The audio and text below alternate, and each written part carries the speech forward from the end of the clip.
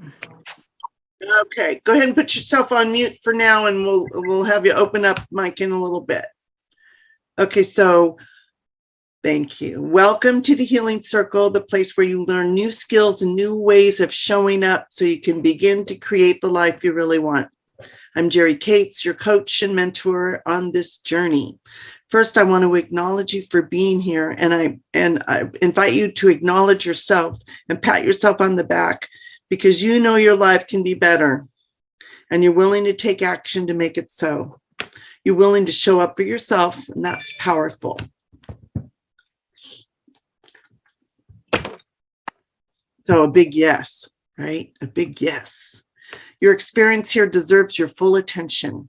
So right now, I invite you to make sure you're somewhere where you won't be disturbed. If you must get up and move around, please turn your camera off so it'll be less distractive. And thank you for doing that, Lisa. For the time being, leave yourself on mute, and you'll have the opportunity to speak. And I'll instruct you when that's okay, and when we're ready. Make sure you're sitting up and ready to roll up your sleeves and do some powerful personal growth work together. I want to invite you into an opening and centering meditation. This is where we take the time to shift from ordinary awareness to extraordinary awareness.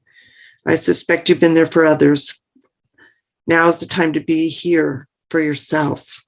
Time to calm the chaos. Time to grow your inner strength, your courage, and your confidence. Time to turn toward yourself and grow your life from within, to grow your life from your truth and your authentic self. Imagine what that is like, what that would be like, to grow your life from your truth and your authentic self. Let's begin. Close your eyes if you feel safe to do so. Now, gently taking a deep breath in and out, and in and out, and in and out. And as you continue to slow down your breathing in and out, move your awareness down your body to your hips and down your legs, down to the soles of your feet and into the earth. Take the time to get connected to Mother Earth, going deeper and deeper. Taking another deep breath and moving your awareness again down your body, and this time settling in your hips, your pelvic bowl. This is right near your root chakra. This is an energy center. It is a circle of energy and vibration, and its color is red. This wheel of energy is associated with your sense of security, familial relationships, and your feeling of home. It's about safety. When energy is flowing through this first chakra, you feel firmly grounded in yourself and in the world around you. Expand your awareness in your pelvic bowl deep into your hips, expanding this feeling of being grounded, safe, and bravely setting healthy boundaries with others. See yourself holding presence with the first attention on yourself, second attention on the field, and third attention on others. See yourself standing in your power as you stand up for yourself. Use that skill that you have used on others' behalf. Use it on your own behalf now. And with each breath, letting go of any thoughts, letting go of any feelings, allowing your full awareness to drop even deeper and wider, expanding outwards to the edges of your body, expanding and feeling so much openness and curiosity, moving your awareness out as you step into this golden ring of luminant light, a golden ring of power. Invite your wise adult self into the circle of golden light. Go to the place in your life where you feel most confident and competent and the most powerful. Begin to sense and feel this adult part of you becoming stronger and stronger. Go to a time when the adult part of you acted wisely on your own behalf. Feel this adult part of you getting stronger and stronger each and every day. And as this part of you gets stronger, you find a deep sense of internal security like never before. This is the new and very positive feeling to know that there is a strong and healthy adult within you that is always there to take charge of things. You have a deep sense of internal security like never before. Get in touch with how good this feels to have this adult present to make wise choices, your wise adult self. This is where you access your genius and your brilliance. It's where you impact others. Imagine yourself stepping back from your own body, seeing through your own eyes, listening through your own ears, experiencing breathing as your most capable self, hearing, sensing, just stepping in, and having the experience of fully accessing your most capable self. Make a movement that expresses this self inside of you. You are bringing your wise adult self into your power center. And now expanding your awareness to the edges of the room and just softening the edges. Becoming aware of yourself as already connected to a larger field and force of life. Expanding your awareness around the circle, feeling a sense of connection to me, feeling a sense of connection to others, the other women in this circle, and others on this path of personal discovery. Bring the fullness of your own inner resources and powerfully here online now. Tonight, let this radiant, wise adult self be filled with openness, wonder, wisdom, curiosity, and presence as we explore the possibilities in setting healthy boundaries. And we say yes, and so it is, and so it shall be. All right. Okay. So just tapping into shared agreements and, just kind of listen to them. Close your eyes if you want and just kind of listen to them. And I know you've heard them before, but the idea is to take those pieces and apply them to your life, right? So how you show up here, somebody I shared this with once said, when I read them to her, she said, that's a big step up. It sounded like some work. And I go, yeah, that's right. It's a big step up and it's going to take some work, but look where it brings you. Look where it gets you.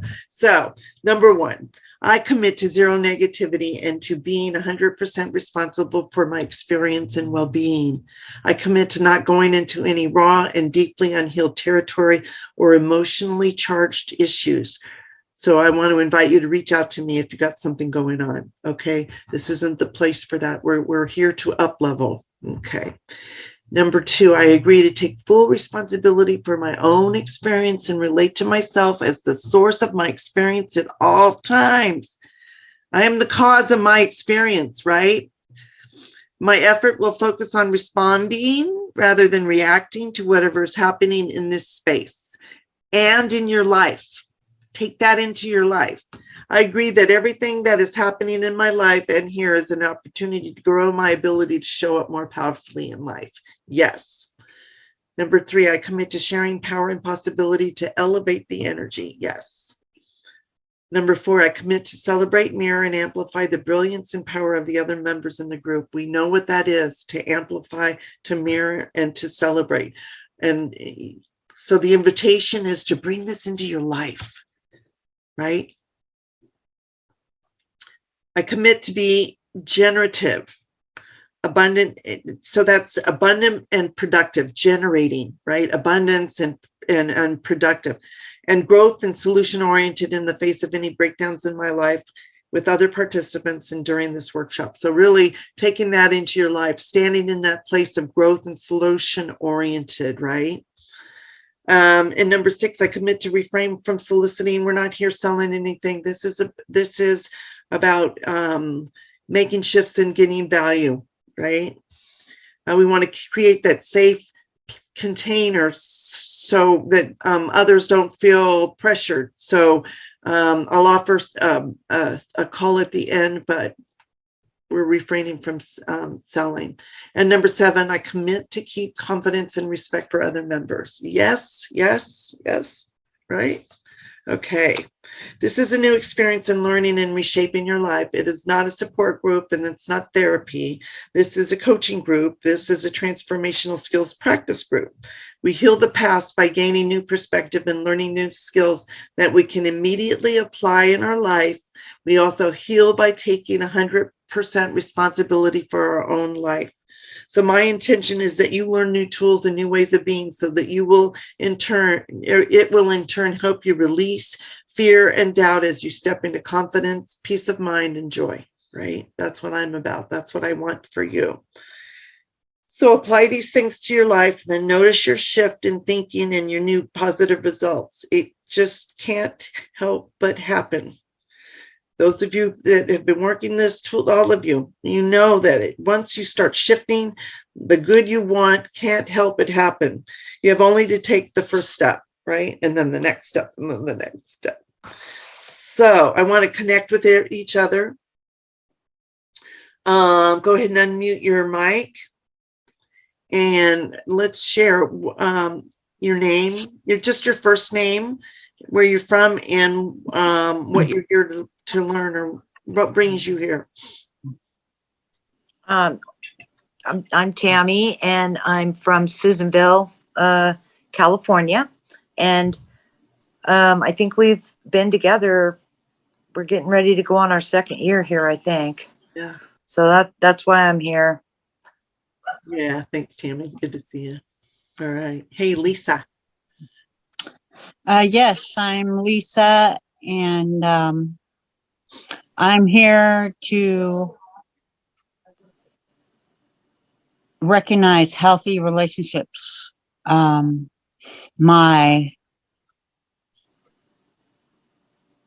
past is done and over, and I'm ready to start new, and I need to know what to look for.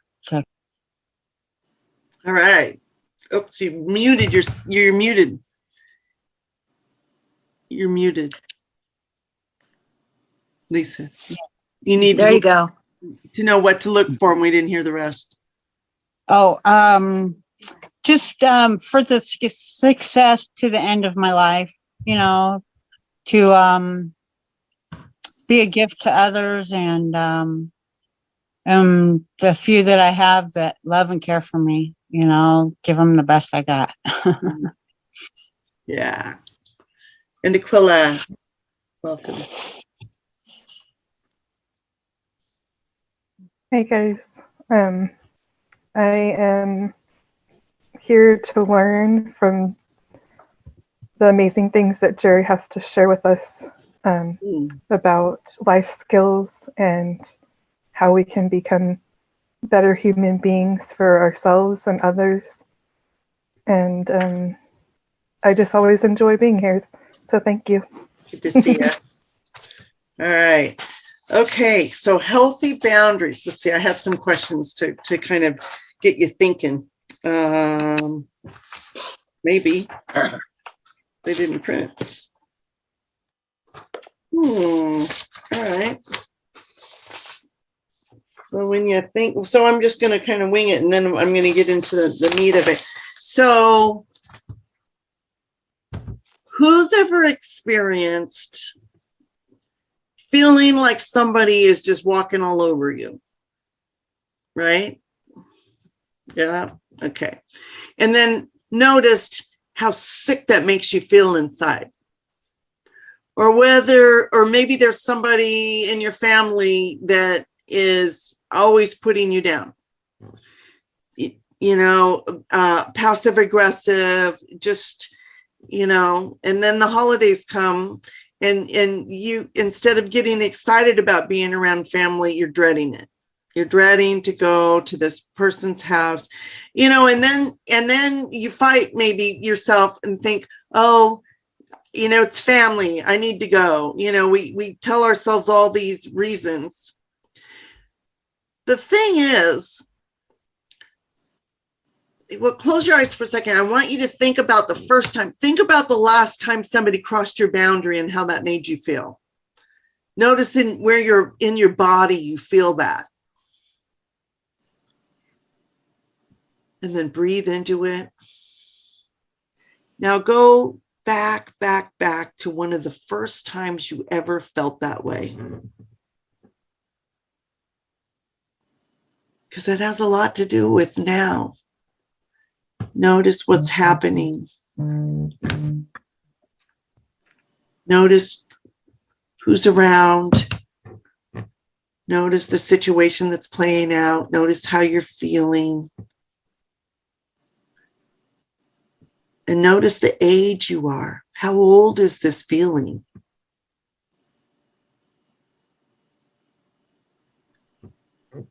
Okay, coming back. All right, who had an experience of being able to trace that feeling back to another time when something was going on? Anybody? No?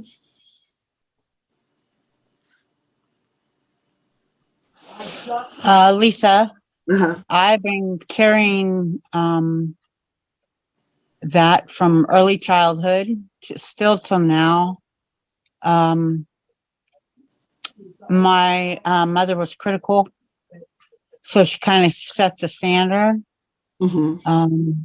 until I was old enough to know that it was not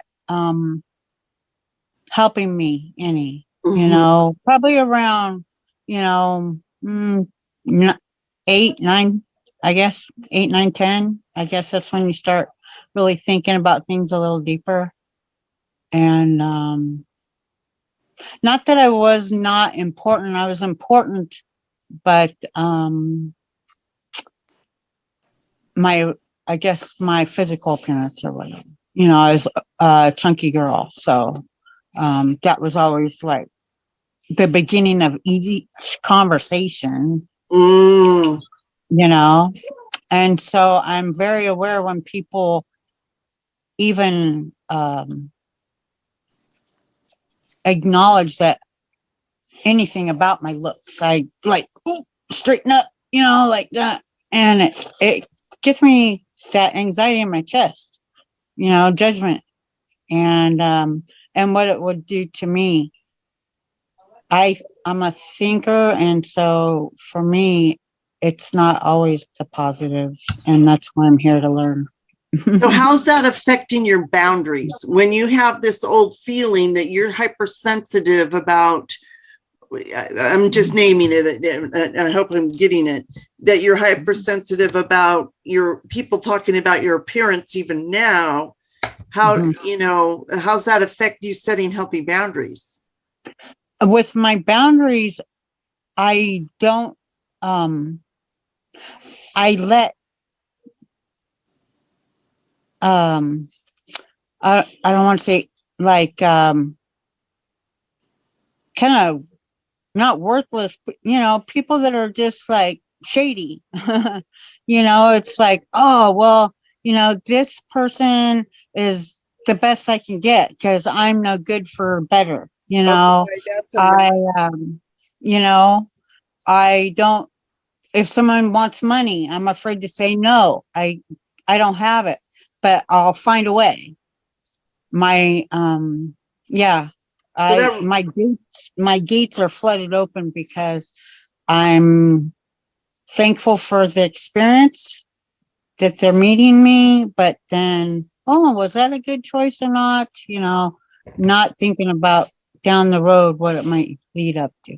So let's see, let's just take a step back here and look at this. What you're unpacking there is that this goes back to a time, you know, long ago, and it does affect how you treat people or how you allow people in, and having no boundaries then where you were trampled on now looks like it's still lack of boundaries, right? Because you were trampled on before, and then here, you know, you're just used to being treated that way, so you continued the behavior. Does that sound about right? Okay. Yeah, I'm afraid to use my words because for one, I'm not used to doing it, and I don't want to hurt anybody, and I don't want to argue with anybody. Right. So I need to know what. Somewhere in there, and here's the thing about healthy boundaries, somewhere in there, you got to matter more than everything else. Hmm. Right. And it goes back to that, your child's on the plane with you and the stewardess tells you to take the oxygen first and then give it to your child. Otherwise you won't be there. So it's like really important to find that part of you that you can build a foundation on, that you value, that matters. And really, because that's how you protect yourself. You have a value in yourself, right? But we'll talk about some stuff. Yeah, that was really powerful, though. Thank you for share. Thank you. Mm-hmm. Yeah. Tammy. Well, I got my boundaries were crossed at a really young age because my life has not been my own since 1964 when Tommy got hurt. Mm-hmm. And, you know, as you know, my parents kind of got freaked out and left each other. And then basically we just didn't have parents for the longest time. So I've raised my brother and it's been 60 years. Mm-hmm. You and I talked about this the other day. I allowed my boundaries to be crossed because my mother was explosive and vindictive and vile at times, extremely abusive and neglectful. And to keep her from doing that, I just anticipated her needs. And I just had this childish thought that by the time I was about 9, that if she had everything she needed, then she wouldn't get upset. And that childish thought has continued to this day, even though she's been dead for 3 years. And so I put up with a lot of abusive crap over my lifetime and took on responsibilities that were not my own. Mm-hmm. And formed my life around others, my family who couldn't take care of themselves. I had to do it. Mm-hmm.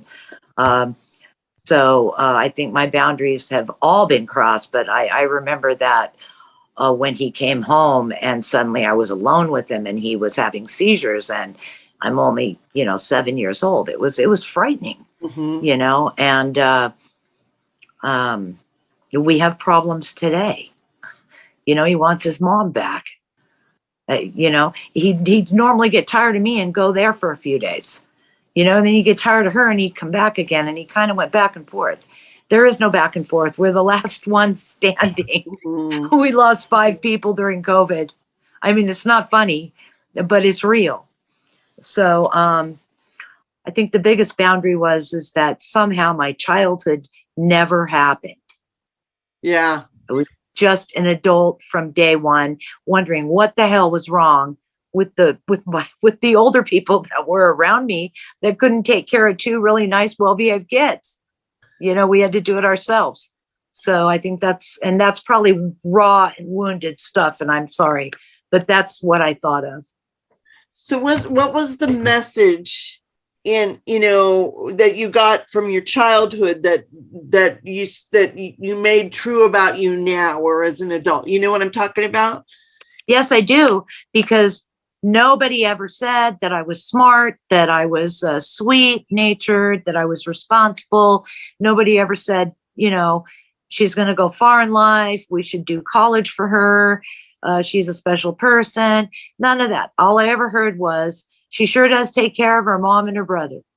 And I lived right up to that because I thought for the longest time it was the only really good thing about me, because that's what I got complimented on all the time.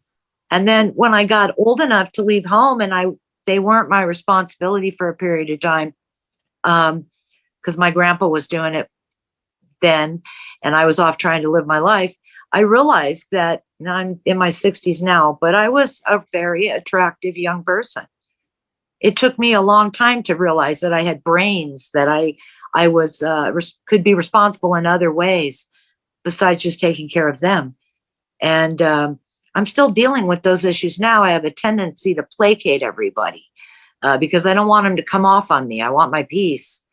But you don't get peace that way, Jerry. Mm-hmm. Right. What you get is more abuse. And so, I'm still struggling with that. And that's, why I'm here for sure. Thanks, Tammy. Thank you. You're welcome, hon. Lisa, let's see, no, Aquila. We did Lisa. Yeah. You guys moved on my screen. Well, I definitely feel like we have all found this deep spot in our lives that we're able to recognize, which I feel like it was a lot harder when I first started getting together with you, Jerry, because I felt like I didn't know where to start. And but I feel like I think that mine it's it stems really far back, but it's that I always felt like I had to justify myself for things. So I don't know exactly how far back, but it was like I was the black sheep and I was never good enough. And I always felt like I had to justify myself for any action I took. And I'm realizing that it was just the hurt. It was the hurt. And I still justify myself today. And people are like, you don't have to do that. And it's nice to hear because, it's deep.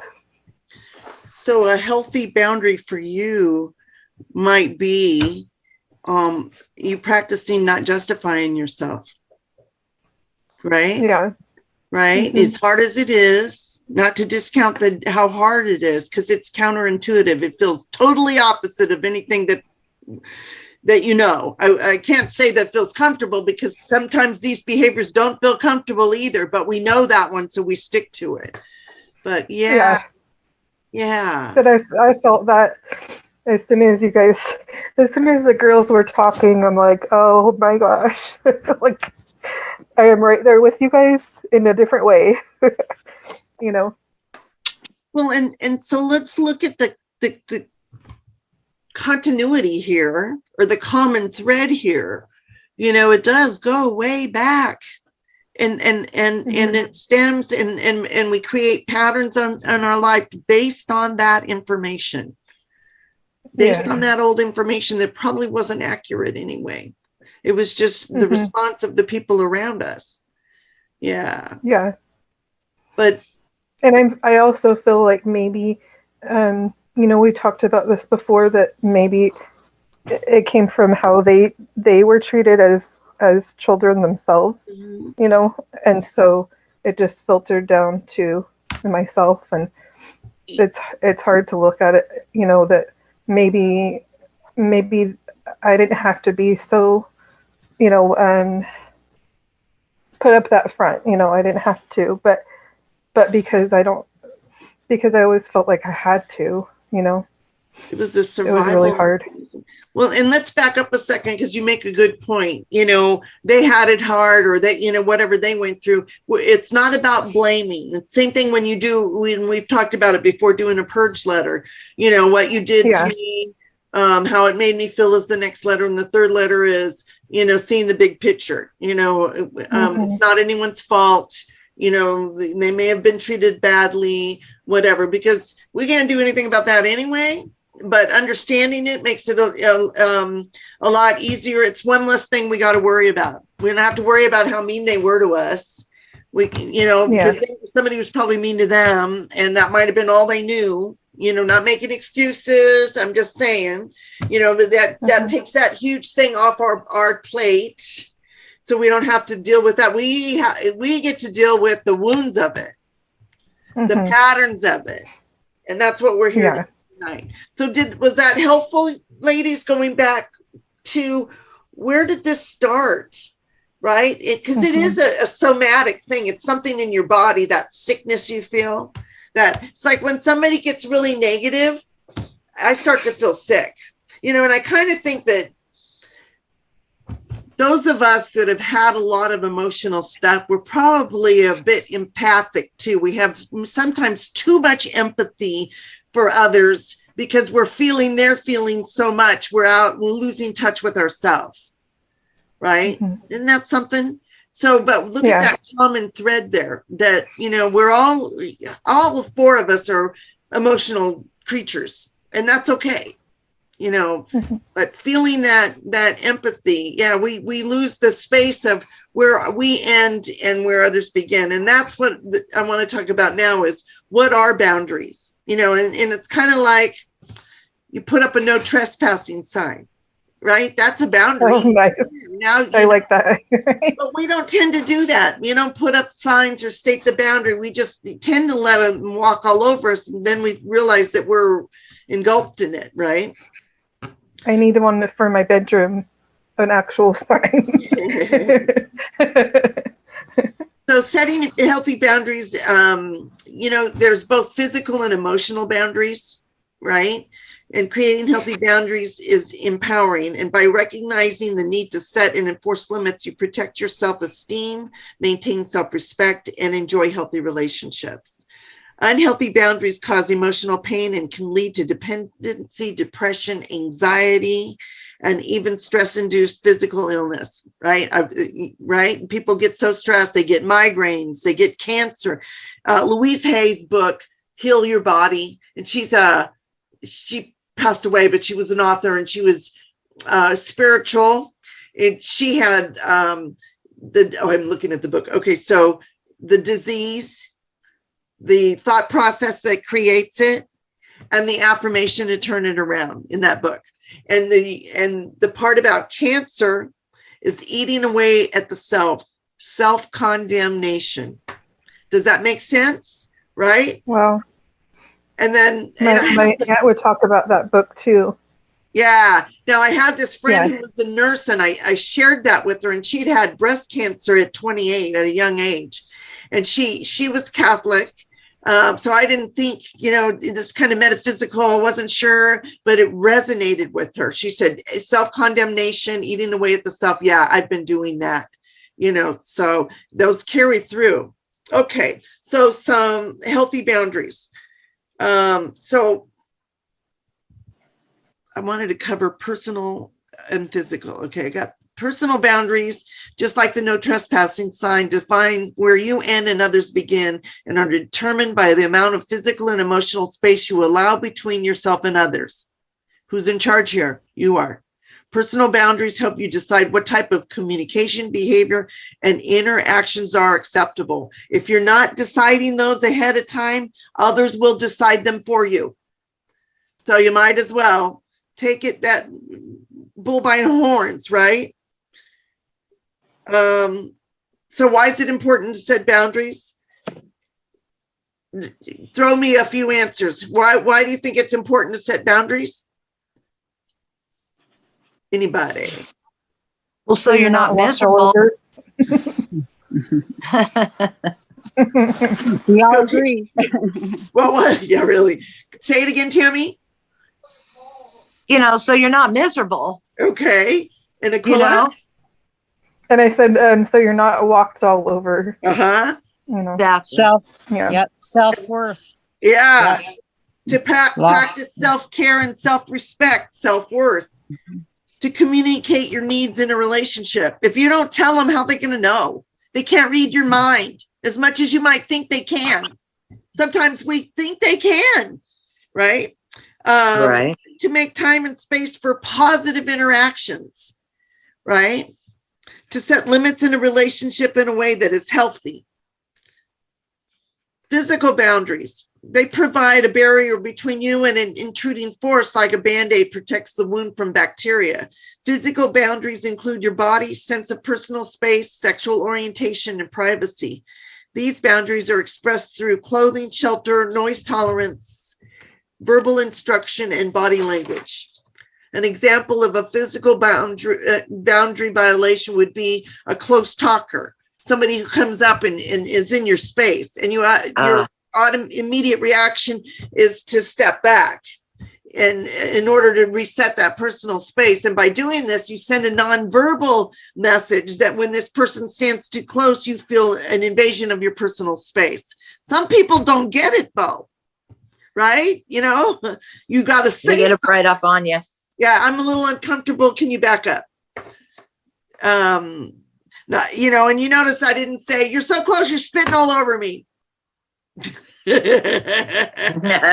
Some people would say that, so it really is all about, be kind, when you're setting that boundary. There's a lot of ways you can say it.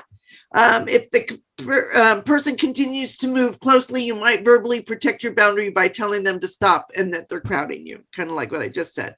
Okay, examples of physical boundaries are inappropriate touching, such as unwanted sexual advances, looking through others' personal files, emails, or their phone, not allowing others personal space, such as barging into your boss's office without knocking. And then emotional and intellectual boundaries. These boundaries protect your sense of self-esteem and ability to separate your feelings from others. When you have weak emotional boundaries, it's like getting caught in the midst of a hurricane with no protection. You expose yourself to being greatly affected by others' words, thoughts, and actions, and end up feeling bruised and wounded and battered. These include beliefs, behaviors, choices, sense of responsibility, and your ability to be intimate with others. Examples of emotional and intellectual boundary invasions are not knowing how to separate your feelings from your partner's and allowing him or her mood to dictate your level of your attitude, right? Of happiness or sadness, or so it's also known as codependency. I'm just saying.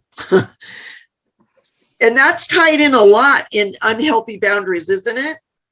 It's all tied up in there, codependency. So another one is sacrificing your plans, dreams, and goals in order to please others. Not taking responsibility for yourself and blaming others for your problems. Barriers to boundary setting. It seems obvious that no one would want his or her boundaries violated. So why do we allow it? Why do we not enforce or uphold our boundaries? Okay, now I'm going to let you guys chime in here. So why would you not hold a boundary? Come on. Tammy, you're off mic or on mic. Go ahead. Why would you not?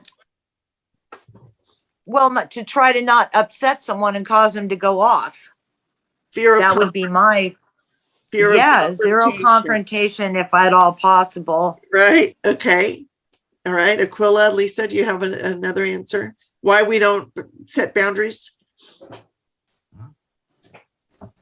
Maybe we weren't raised that way to set boundaries and we don't know any better. Right. Okay. Oh, that's good. For me, it would be like, they're not going to change, a lot of like family ones that you're kind of stuck with for life. What's the point? They are who they are, and you just have to walk away and protect yourself. Uh-huh. Mm-hmm. Okay. Right. So they're not going to change. You love them. Yeah. Yeah. So, but I do want to offer that when you change, the people around you change because what they're doing no longer works.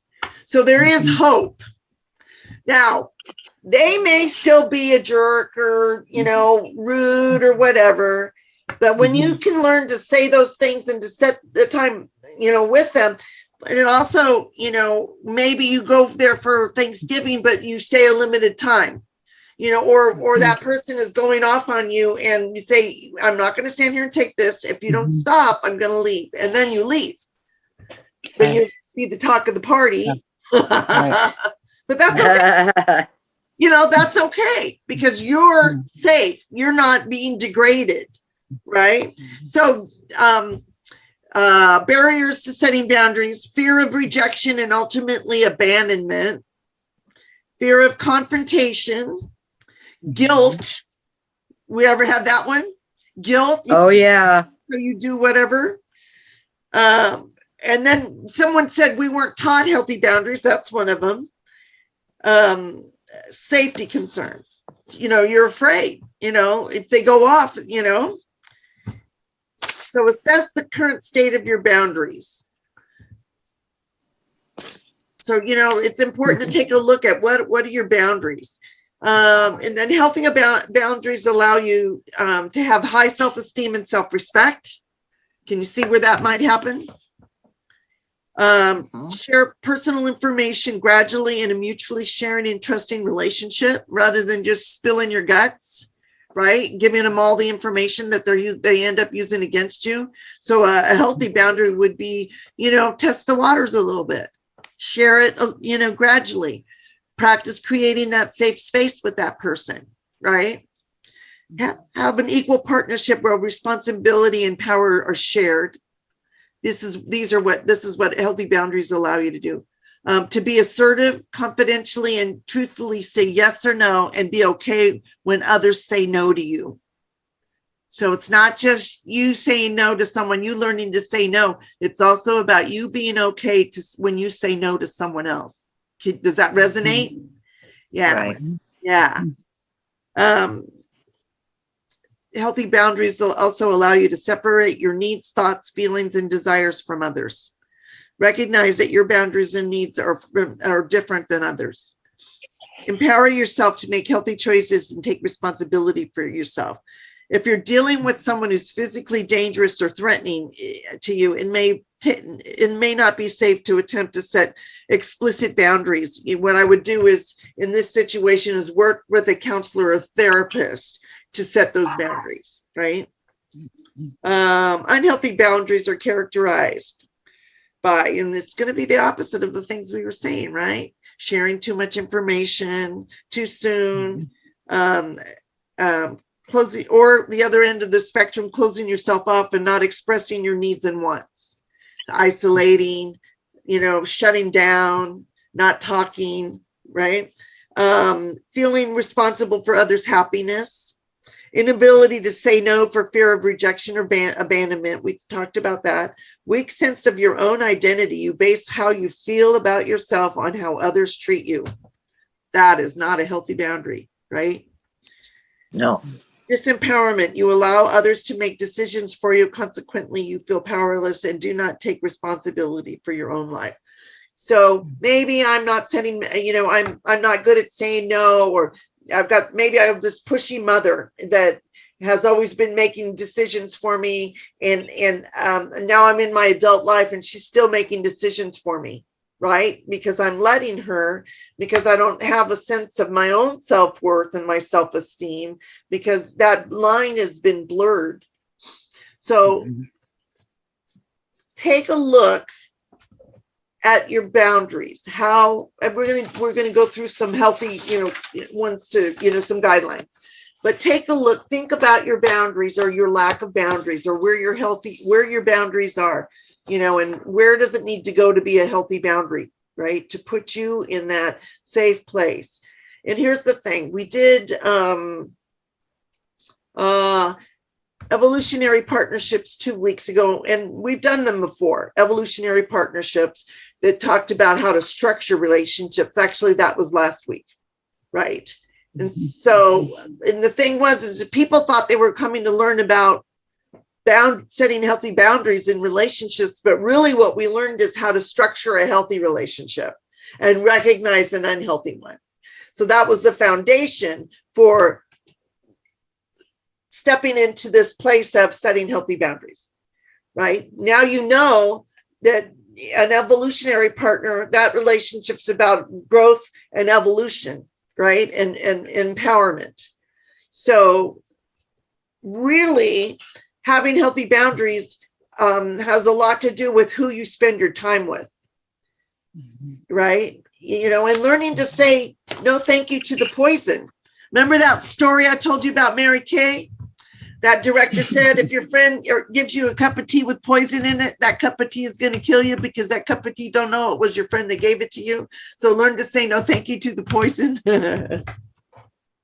Well, that poison, when I heard that story, it was like I had moved away from my family the first time. I was 18 years old, and it really gave me permission to be separated from them and set boundaries and say no, because there was a lot of drama.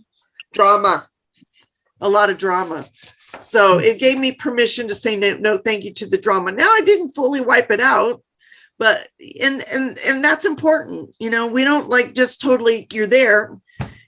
We have to work at this. It took us a long time to get how we are, to have the habits that we have, They don't change overnight, but it's the awareness and wanting to do something better and learning new skills and practicing new skills. I mean, sometimes I think I did that to you, Tammy, where I said you had someone you needed to have a conversation with, and it felt a little confrontational, or that there was energy there. You had, actually what it was is you needed to set your boundary, right? And going into it, so we practiced it a little. I said, what are you going to say to this person? So what my point is create a space or somewhere where you can go and practice it, or practice it with yourself. But if you start to develop those friendships, that you can have that evolutionary partnership, that's a safe place to be. That is a safe place to be. Okay. Did you have something? You good? Everybody good?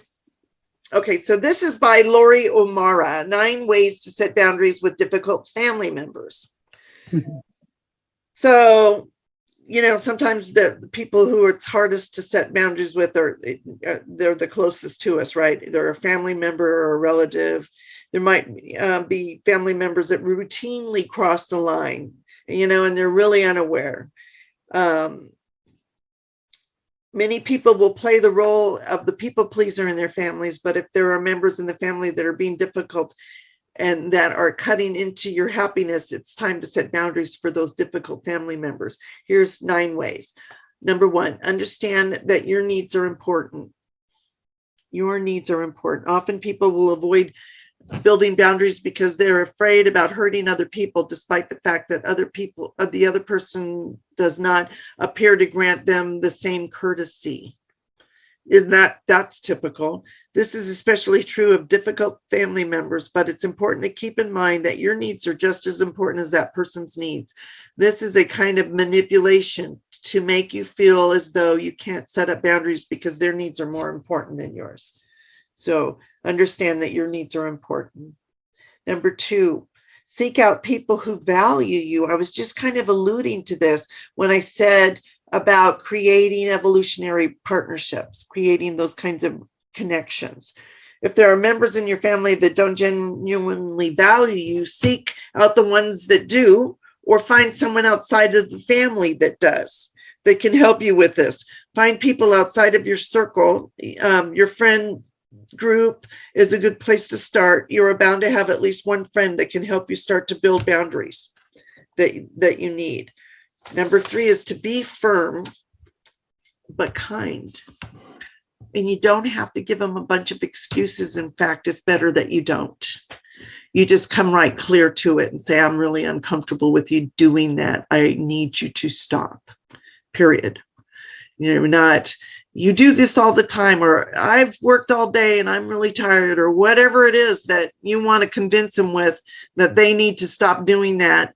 No, you just tell them point blank, I'm uncomfortable with this and I need you to stop. Okay. And that's really different than, reacting. You always, because a lot of times if they're clamoring at us, we react and say things that we wish we didn't say, that we say things that are not productive. We're reacting, that old pattern's coming up. So that's when you got to take a breath and be kind and direct. Okay. Jerry, what was, Let me say something real quick too. Sure. Go ahead. Yeah, go ahead. I just was wondering what the second one was. I was trying to write them down on my Seek phone. out people who value you. Okay. Go ahead, Lisa. Thank Yeah. I've been like the runaway bride instead of like speaking what I don't, it's like, too much, I'm the flight person, I'd rather not fight. I'd rather flight. So, it's like you said, building that muscle. It's like a brand new thing every time I have to think about it. It's like, why do I have to stand up for myself? Shouldn't they automatically, care for me, respect me? Why do I have to prove myself? That it gets me. What's the cost of us not setting up healthy boundaries? That's a question. What's it going to cost you in 6 months? You know, where will you be in this situation? Will you still be in the same place? So really, if there's a cost involved in not setting up healthy boundaries. Yeah. That's like, I'm so happy to see Aquila and any kind of young women that come in here, because when I was their age, I thought that stuff didn't affect me, that it didn't hurt, down deep. And I've carried it, 45 years, and it kills you, like you're saying, the lady with the cancer and stuff. I didn't realize how bad it messes with you physically and mentally, for long term. Well, just think So about that- any that was time. pretty cool. Sorry, just think about any time when you got upset because of something someone did or said, how you felt it in your body, Mhm. right? Yeah. Holding in, That- yeah, That knee jerk, it's real. yeah. It really hurt. Yeah. I almost died at the age of 23, Mm. and it was because of a bleeding ulcer. And it was all stress. It was Yeah. all stress. Yep. And I didn't know how to deal with it at 23. Yeah. Didn't know. And part of But I'm that just stress glad was, that I'm alive because of it. well, Yeah. and part of that stress was probably from having poor boundaries, Yeah. right? Right. Okay, where were we? Keep your expectations. Number 4. Okay, keep your expectations realistic. For example, it's not realistic to agree to attend Thanksgiving with a family at a family member's house when you know you're going to be belittled by the entire time. Giving in and attending family events or actively seeking out situations in which you and that person are together is the opposite of setting and keeping boundaries. Be realistic with yourself about how much time feels tolerable to you with that difficult family member, or in what situations you're willing to see that person. So I hereby give you permission to set a boundary with this unreasonable family member, this difficult family member. So number 5, be willing to walk away. Something that most people forget is that if someone's being toxic, you do have the option to get up and leave the situation. You might feel like you want to defend yourself, right? There's that knee-jerk reaction, I want to defend myself. But if your difficult family members are expert at making you look like the bad guy or making you feel bad for blowing up after they have been toxic to you for hours, the best thing to do is simply leave. Just get up and go. You don't even have to explain yourself. You don't have to apologize. Can you imagine what a statement that would make? Right? Just get up and go. You don't even have to say anything. Just leave. Either they get it or they don't. That's not what the point is. The point is that you have stood up for yourself and stopped this behavior from affecting you. Right? So be willing to walk away. Number 6, keep in mind that you're in charge of what you do. No one else can make you do or feel anything. You're in charge of whether or not you maintain your boundaries. For example, say that you're with a family gathering and your difficult uncle says something derogatory about your job. When you tell him to stop making fun of you, he says something about how you've never been good at taking a joke. Right now, you have 2 choices. You can either pretend that everything is fine and you say nothing, or say something like that, or you can say something like that crosses the line. And if you're going to continue, I'm going to leave. This establishes what is and what is not okay, and puts the consequences of the action back on the difficult family member. So you're really making a statement. And as hard as that first time is, here's the thing, you have these little wins, you establish it. You have a little win, you do it again, you have a little win, and it helps you, the momentum, huh? The next one is be direct. And I think we kind of already alluded to this. So dropping hints or being passive aggressive about your boundaries is the worst way to make sure anyone understands what they are, especially because many difficult family members are difficult expressing expressly because they are careless. So they're just mean, right? Being very explicit about what is okay and what is not okay is the only way you can make sure that they understand what your boundaries are. So be direct. This is not okay. You need to stop. This is not okay. Your behavior is not okay. This is, and you notice I said your behavior is not okay. I didn't say you're, I didn't call him a name. You're a jerk. See how much more effective this is not okay, you need to stop is than you're a jerk, or why you're such a, whatever. Yeah, trying not to cuss. I got grandkids. I was gonna, and then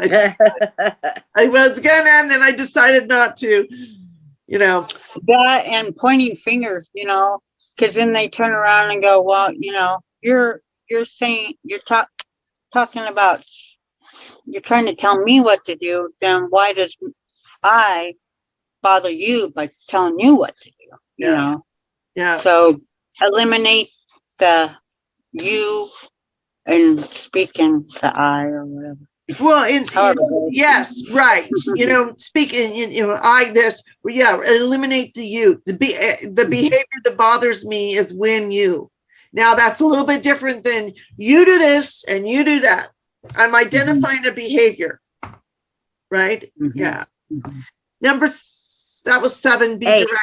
Number 8, seek to take care of yourself. When you take care of yourself, you're willing to set up and stick to your boundaries. That makes sense. That's like show up as a woman who's loved. When I show up as a woman who's loved, I do take better care of myself.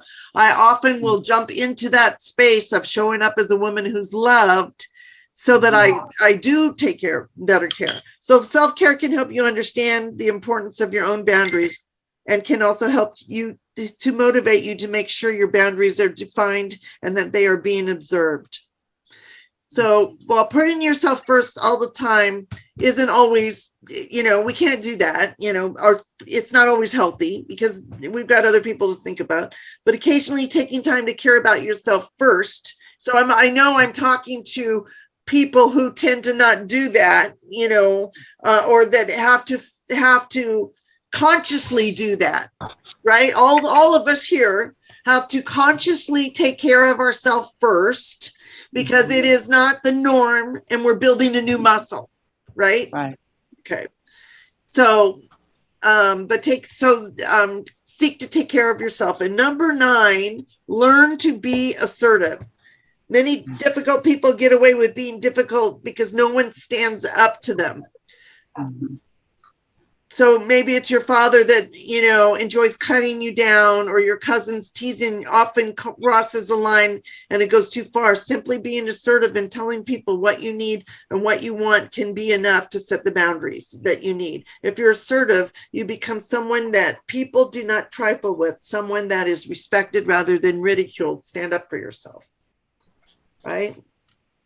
Was that helpful? Yes. Okay, so I'm open for conversation, and we're going to run a few minutes over if that's okay. This was good stuff. What's opening? I liked your examples also, because I'm not just writing down your needs are important, but trying to add on to it so that I have a little bit more context to that. I didn't get a chance to do it with all of them, but I did with some, and I feel like when I refer to it, that's going to help a lot. And having it in my phone, I have it in my notes, and I have a bipolar brother-in-law that doesn't take medication. So this is going to be really helpful when I'm there for Thanksgiving, for sure. Mm-hmm. Because he will walk away himself, but he will take over conversations. He won't let anybody else speak at all. It's really hard. Does he interrupt? He interrupts. He gets mad if you turn away while you're listening. He'll get mad. There's a lot. It's a lot. So I love all the boundary settings that we learned today because that's going to be really helpful. Practice some of them with them, and it'll be, oh yeah, Thanksgiving's coming up. It'll be a perfect time to practice this stuff. Yeah. Thanks, Aquila. So thank you. Thank you. Anyone else?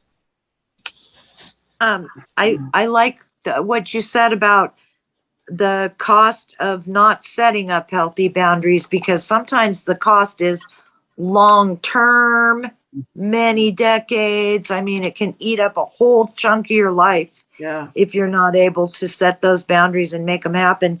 And then you said about be willing to walk away.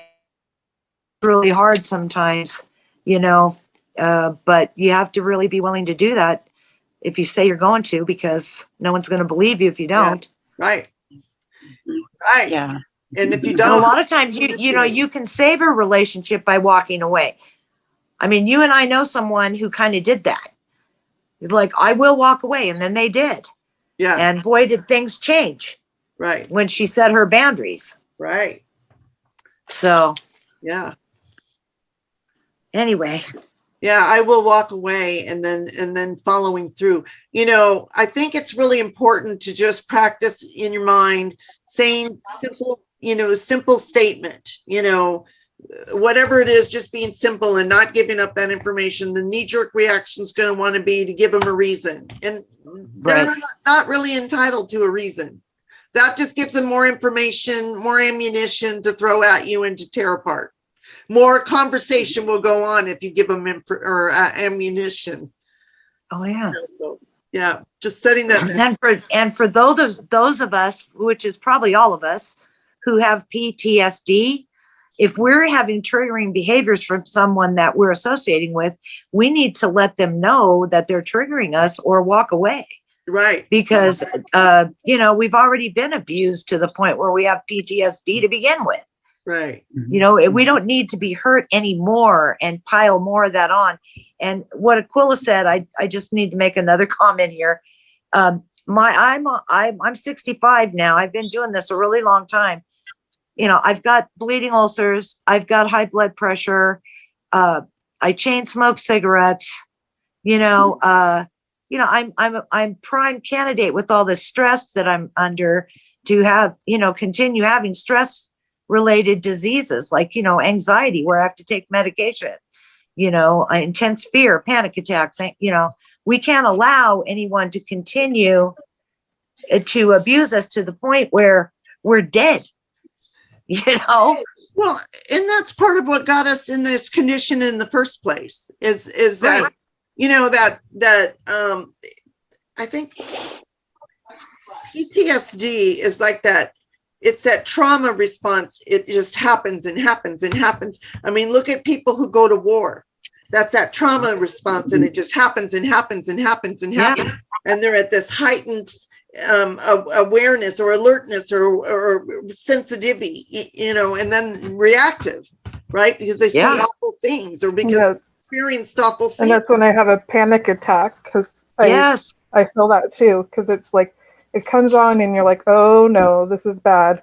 Like and you can feel it. You just It's know. the edge of it coming in. And then you get fight or flight, like Lisa said. Yeah. And then you can make some really bad decisions with your reactions. It could get physical, all kinds of stuff. Yeah. Yeah. So key takeaways. I'm really glad I came. Yeah, me too. Is that helpful? Can you apply some of this stuff? Yeah, thank you. Mhm. Yeah, This was a good I feel like we Jerry. really got to go. I feel like we really got to go deep today, and I appreciate did. it. Yeah, I think by that, I kind of just threw that in there, that going deep, and think back to the first time or one of the first times that you had that. That's from Feminine Power and hypnotherapy. And I know you recognize it from both, but wow, because then you see the pattern, you go, oh yeah, this is how I felt. And I felt that way then. And oh yeah, there's a bunch of times I felt that way in between, but to make that connection that this is from that past time, and it may not have anything to do with now. I'm basing now, if I'm not setting healthy boundaries, I'm basing now on some old obsolete information. Right? Right. Stuff that probably Right. wasn't true anyway. But it's conditioning called a paradigm. That conditioning, right? That the patterns we have in our life, that's a paradigm. And we get that from our environment, from our, people, our caregivers, everything, right? And it's us, this is what we're doing here, is recognizing these paradigms, these patterns, and interrupting them and putting new things in place, right? Making What was that book again? Because I kind of wanted to look at. it was Louise Hay? huh? Was it Louise Hay? With the Louise Hay? Yeah. Yeah. Yeah. You can heal your body. Okay. Because I literally I wanted to show you guys like this is just one of the 500 medications I take, and so it's like I just was thinking about the healing the body, part of it versus like taking all these things, You know what, Aquila, and I still believe in medicine. Hang around a couple of minutes after I turn off the video. I mean the Okay. recording, and I will pull that up and read a few things out of there and maybe give you a couple of affirmations. You guys can all stick around. I'm happy to do that. Can I make one comment to what she said? Just a short one. I saw an article, or I saw this on TV yesterday on the news. They did this big research thing, and they're saying that meditation over medication, and they used the Lexapro as an example, which is what I take for anxiety and panic. And it was a really I take good. that too. And do you take that also? Mhm. Yeah, I'm up to like 20 milligrams now. But the point was that in the studies they were doing, a good hypnosis from a coach like you can be as effective or more effective and less harmful than taking Lexapro. And so it was, I'll find an article and get it to you, but the name of it was Meditation Over Medication. It was a big research thing. Get that. Yeah. Yeah. I like that. Oh yeah, I'd People love to healed. share that. And People healed, like Louise Hay said. People were healed of. They were able to get off of, certain medications and heal their stomachs, and it's just from, what did they say, mindfulness, and being able to sit down and meditate and get yourself, situated, along with making healthy boundaries. So I'm so glad, because you are onto something. They're doing research on it. And it works. We know it does. So. Okay, well, I just want to have a share or a round of appreciation. I really do appreciate you ladies showing up and being so willing to dive in and go wherever I tend to lead you. There is a plan behind it, but you always get more out of it than I think you're gonna. I think you're gonna get something out of it, and that's what I want. But it just seems like it just, blossoms. Blooms. Yeah, that's what I feel like. Yep. So thank you. And I think also like the more we do this, like the more comfortable we are with realizing what's going on in our lives, and it's so helpful. So we're very thankful that you have this to offer. Thank you. I try to invite everybody. Yeah, I try to do that too. We're going to pipe this through the Facebook group. I'm going to put this in the Facebook group, and then I'm going to start putting it live in the Facebook group, because then people will see it, right? And so if we can keep it on that up level like we did, you guys did great.